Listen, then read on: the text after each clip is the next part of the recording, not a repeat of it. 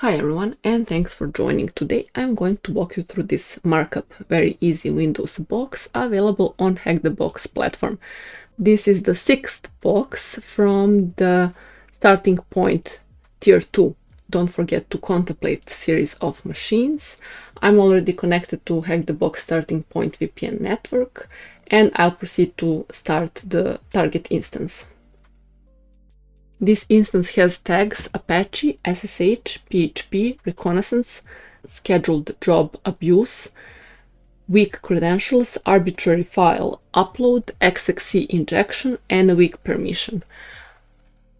We have target instance IP address already reported back. I'll sift through introduction of the official write-up, and moving forward proceed to focus on hands-on tasks. As usual, I'll go over these task questions and answers towards the end of this video. According to OWASP Top 10 list for 2017, XML external entities XXC or XEE attacks took the 4th place on the list of most popular ways to exploit a web application. I'll go over some of this relevant linked documentation in a minute. And the walkthrough says that this is a machine that explores precisely this vulnerability type with a website that allows for user input to be parsed as XML. As usual, my first hands-on command will be ping, though it's not mandatory for this machine to be responsive to ICMP echo requests. Then proceed to run nmap with switches sc-a and -pn. I'll omit sudo as it is not necessary. And as a reminder, switch sc is equivalent to -- script equals default. Switch -a, case sensitive, is to enable OS detection, version detection, script scanning, and traceroute. And -pn, treat all hosts as online, skip host discovery. And we expect to see 3 ports reported back, 22, 80, and 443. Let's pause now with the walkthrough and run these hands-on commands until this section.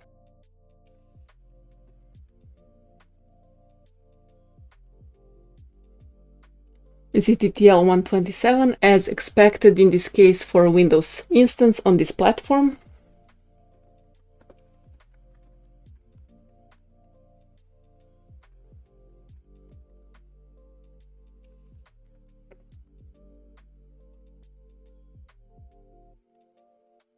And I'll add switch -vv for verbose.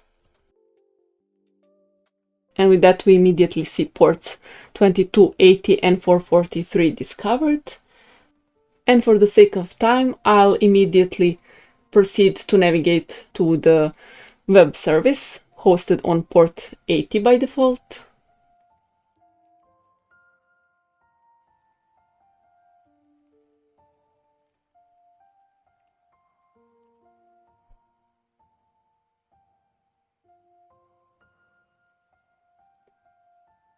As expected from the walkthrough, we can see this login panel. Considering we are dealing with a Windows instance, we will attempt a number of default credentials for Windows instances. For example, various combinations of admin, administrator, and password. And for the sake of time, I'll immediately switch to the right one, admin password.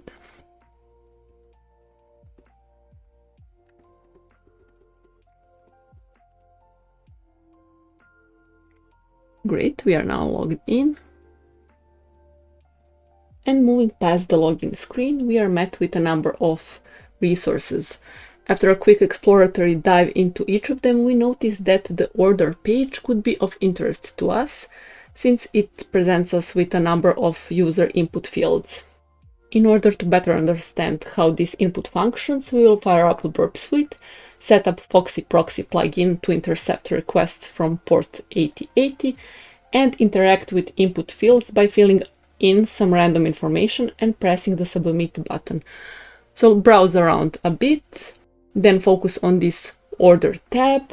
Then I'll fire up a burp suite, and in such form I'll submit, resembling as seen in the screenshot, quantity 2 and address test street.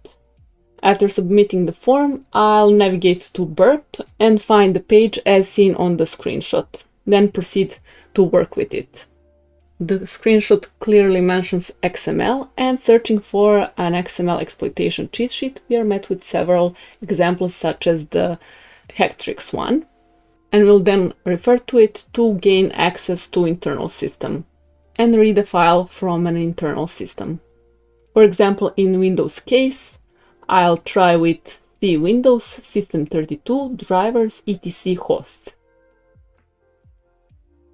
The walkthrough also mentions interacting with C Windows Win INI internal file, though I'll only showcase the first one and move forward from there. And let's pause here with the walkthrough and do everything hands-on until this section. Let's fire up a burp.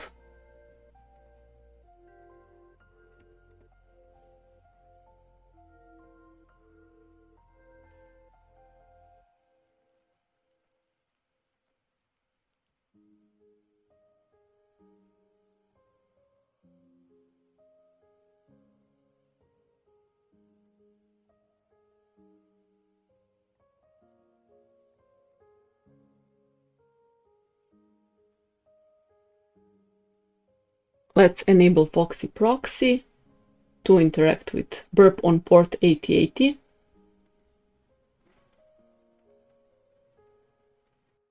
Let's verify current configuration.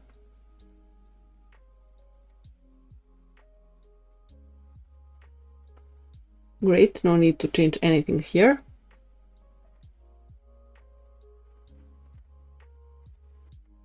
Let's try to see this web page and burp at the same time as much as possible. And let's browse around a bit. We see target sitemap instantly populates as we browse around.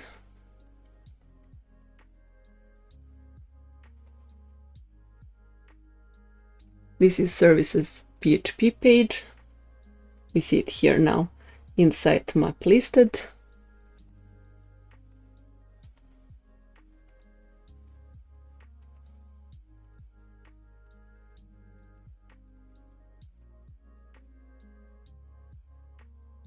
Let's now provide quantity and address information, then submit, as seen in the walkthrough screenshot.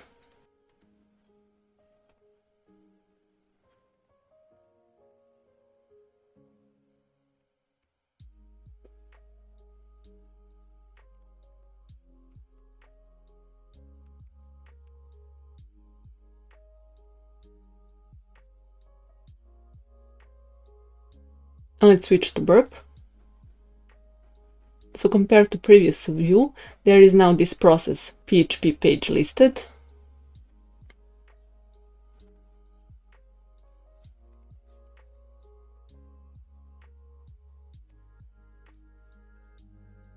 Now, as seen in the screenshot, let's navigate to the process PHP page that clearly shows post request and XML in the payload.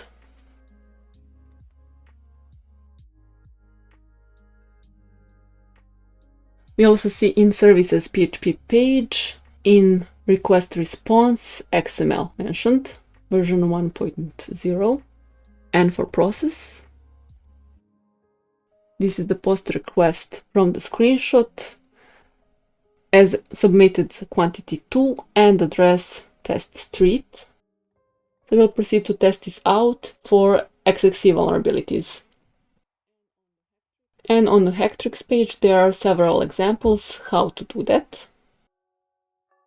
This is the snippet of code that should be adjusted. After XML version, add this line, adjust the location we want to read. So in my current case, I will adjust it for this one. And between item angled bracket, I'll replace what's currently there with this end test semicolon and resend the request.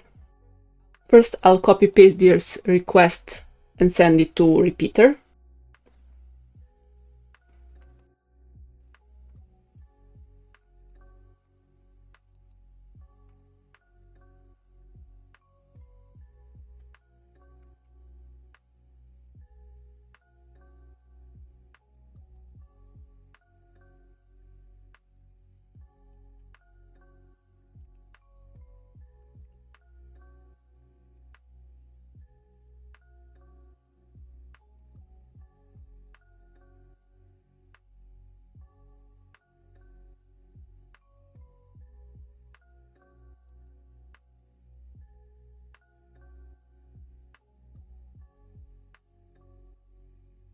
I copy-pasted this adjusted payload from the walkthrough, though we could find something similar on Hacktricks page.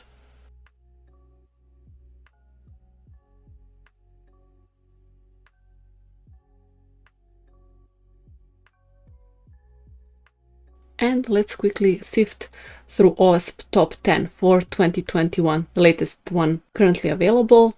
So from 2017 and 4th place then, it's now on 5th place among security misconfigurations. Let's check that out quickly. So A05 2021 security misconfiguration. And for this purpose, let's disable Foxy Proxy for a moment. Let's refresh the view. And it should be mentioned here among security misconfigurations. For example, CWE611, improper restriction of XML external entity reference.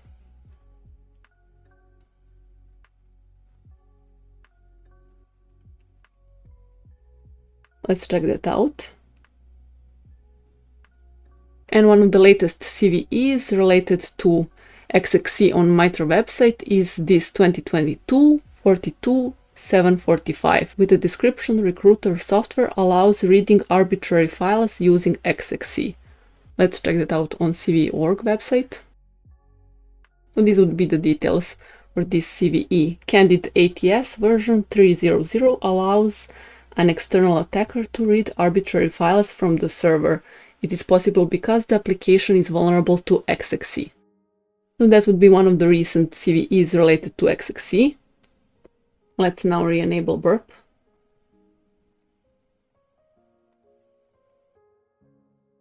Let's now send this request.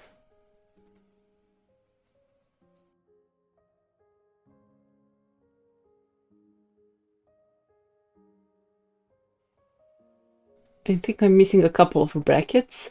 Let's copy-paste this exact rows and adjust the file.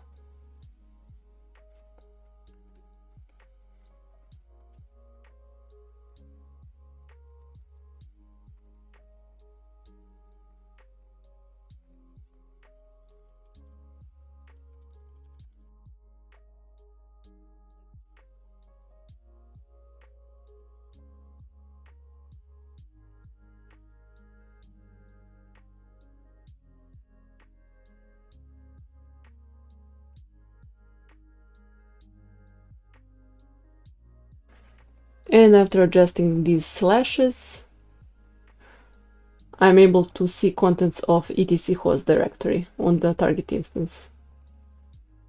Great, so that would be proof of concept. With that, let's proceed to foothold. The walkthrough points us to view the source of services PHP page for further enumeration. So we are at the moment on services page. Let's view page source. And we see here interesting comment modified by Daniel.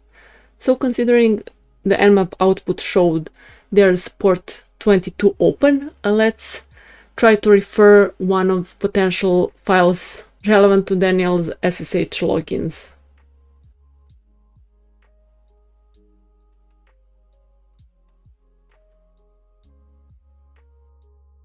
We'll try to find Daniel's private SSH key in his home directory, then .sh/idrsa,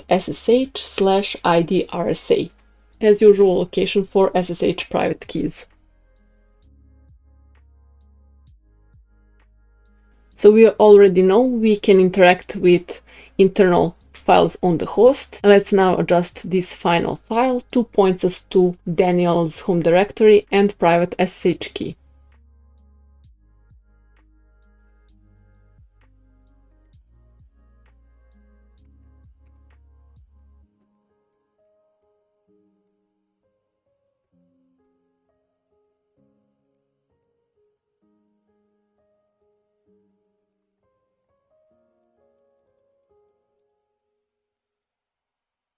Let's try with this request. Great, and we have Daniel's private SSH key. Let's save it and try to connect to the target instance with it.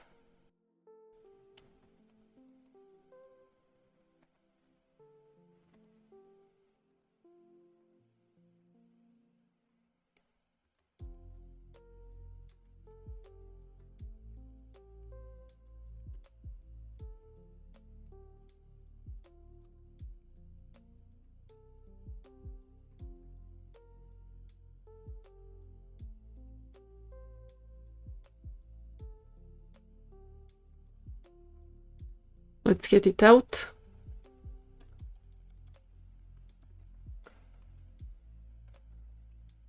Looks good at the moment. Let's now try to connect to SSH service with Daniel user and his private key. For that, we'll use command SSH with iswitch and refer to ID RSA, then Daniel at target IP address.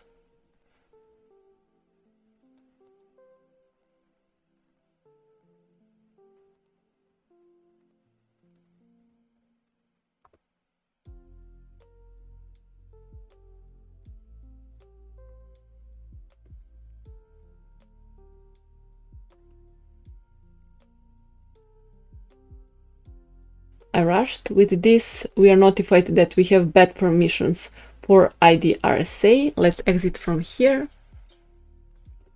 And let's change permissions for ID RSA to 400. Let's see the current state. Translated, this would be 664. We need to set it to 400.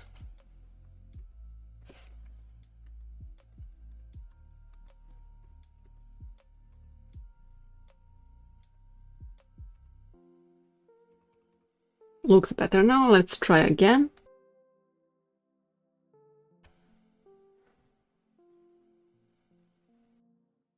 Great, and this time we are not asked for any passwords, and we are dropped to C users Daniel command line terminal. And let's see if we can get out user flag from Daniel's desktop. So considering this is a Windows instance, we'll use type.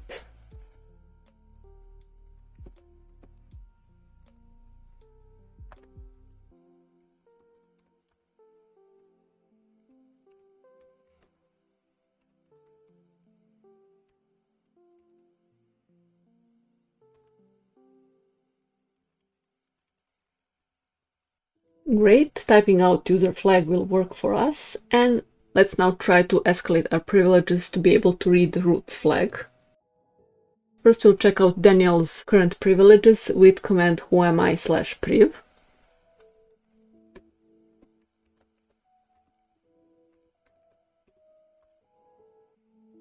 These listed enabled privileges at the moment do not spark our interest. Let's proceed to browse around. We should notice this log management interesting directory on C. And let's navigate to it to see what's available over there.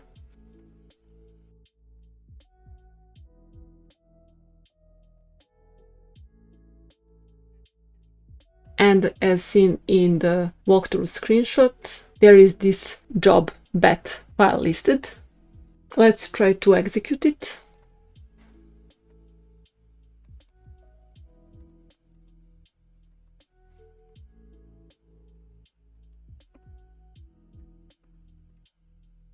To mention more on bat files, you can find out on this wiki page.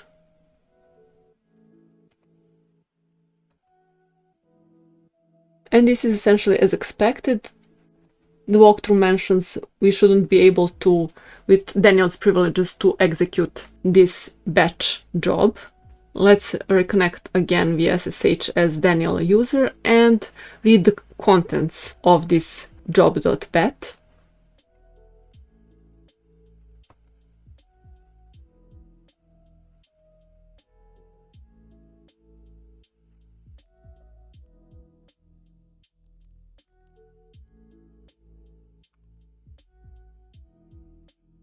And when we sift through the contents, we see there are events log mentioned, event log have been cleared, you must run this script as an administrator, and there is an executable mentioned, wevt util.exe.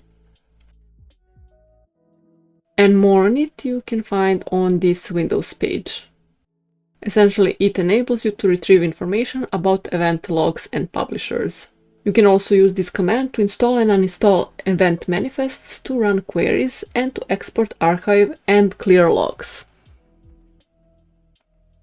So until this point, we concluded that we cannot run this batch file directly, but let's see Daniel's user group permissions over these files using iCackles, and more on iCackles you can check out on this Windows page.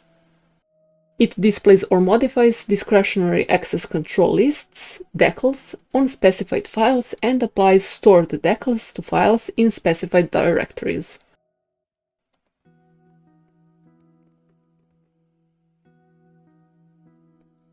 And as Daniel is essentially a built-in user, we might be able to edit this job.bat file and trigger a reverse shell connection to our attacker instance.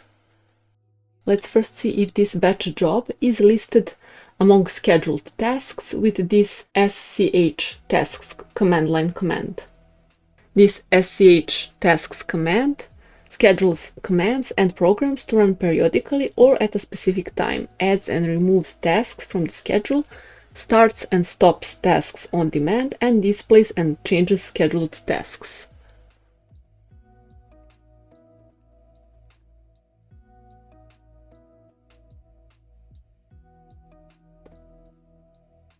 And in the output there is this info: there are no scheduled tasks presently available at your access level. Let's try the alternative route. This is as expected from the walkthrough. It's mentioned if our permission level doesn't allow us to view this list through Windows command line, we'll try with PowerShell's ps command instead, which represents another security misconfiguration that works against the server. Let's switch to PowerShell and then run ps.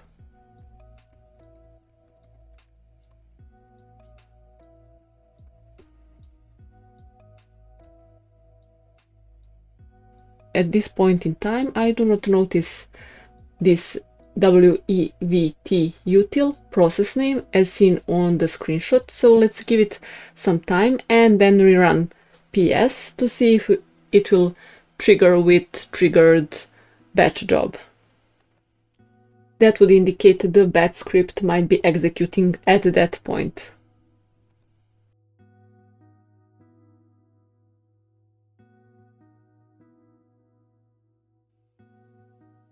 There it is, great, we got it. And let's proceed now to download the netcat and transfer it to the target instance, then adjust the batch file to refer to this netcat and to initiate connection back to our attacker instance.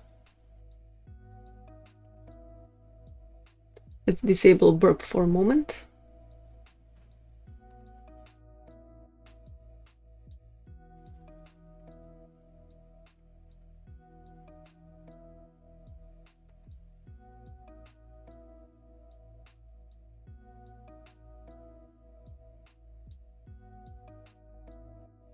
Let's start the Python server locally, then transfer the netcat over to target instance with wget.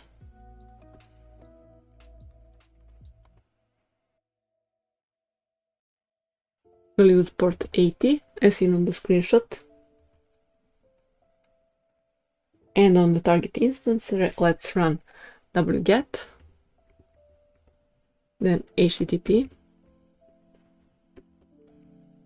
my attacker IP address on Hack the Box VPN network, as seen in the upper right corner.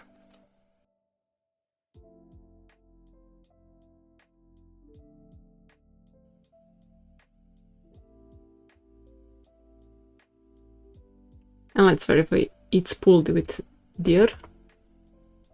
Great, it's listed.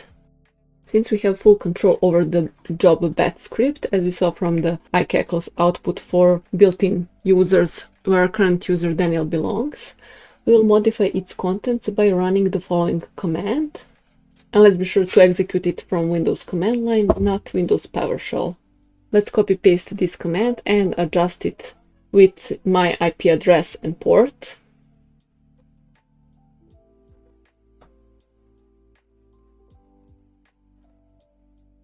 It should be in one row.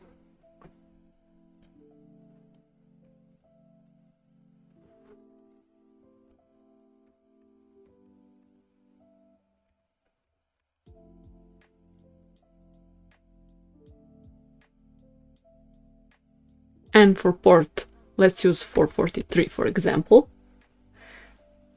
And prior to running this, let's start the local netcat listener on port 443.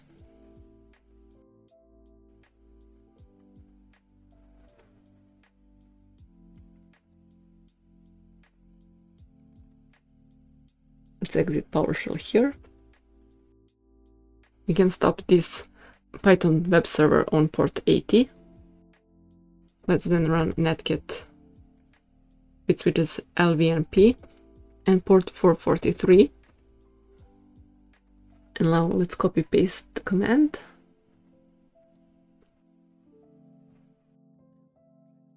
And let's check changes in our netcat local listener tab for when the batch job executes. Great, it already executed, and we are dropped in C Windows System 32 shell.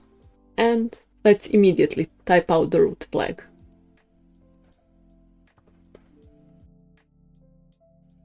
Great, and the previous command will work for us, and we will be able to see characters from the root flag. And I executed this command fast because, as mentioned in the walkthrough, due to the sensitivity of exploit, many attempts might lead to failure. So with that, we finished the hands-on part, and let's go through these task questions. Task 1. What version of Apache is running on the target's port 80? We saw that in nmaps output. What username password combination logs in successfully? For us, admin and password worked. Task 3. What is the word at the top of the page that accepts user input? Let's remind ourselves in the browser about this one. That's this one, order. Task 4. What XML version is used on the target? We saw version 1.0. Task 5. What does the XXC attack acronym stand for? We saw that in the walkthrough. Let's remind ourselves. XML external entities. Task 6. What username can we find on the web page's HTML code? We noticed Daniel user. Task 7. What is the file located in the log management folder on the target? That was a batch job named job.bat. Task 8. What executable is mentioned in the file mentioned above?